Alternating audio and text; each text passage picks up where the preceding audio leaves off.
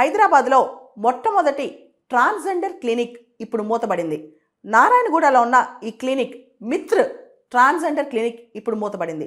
దానికి ప్రధానమైన కారణం యుఎస్ ఎయిడ్ ఆగిపోవటమే.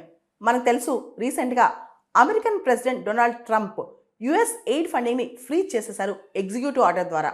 యుఎస్ ఎయిడ్ ద్వారా ఇచ్చే ఫండ్ చాలా వేస్ట్ఫుల్ ఎక్స్పెండిచర్ అని, అమెరికా ఇంకా దానికి ఖర్చు పెట్టదని చెప్పి కూడా ట్రంప్ ప్రభుత్వం చెప్తుంది.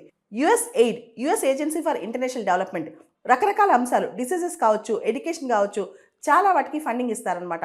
కానీ డొనాల్డ్ ట్రంప్, ఇలాన్ మస్క్ ఇదంతా వేస్ట్ఫుల్ ఎక్స్పెండిచర్ అని చెప్పి ఎక్స్పెండిచర్ పూర్తిగా ఆపేశారు, ఫ్రీజ్ చేసేసారనమాట.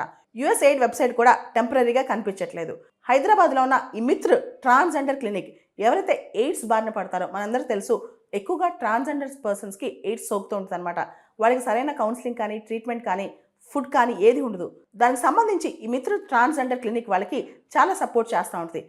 కానీ ఇప్పుడు యుఎస్ ఎయిడ్ ఫండింగ్ ఫ్రీజ్ అయిపోవడంతో ఈ మిత్ర ట్రాన్స్జెండర్ క్లినిక్ కూడా స్టాప్ అయిపోయిందనమాట. యాక్చువల్లీ ప్రాజెక్ట్ యాక్సలరేట్ కింద చాలా రకరకాల ప్రాజెక్ట్స్ చేస్తున్నారు. దానిలో ఒక ప్రాజెక్ట్ మిత్ర క్లినిక్ అనమాట.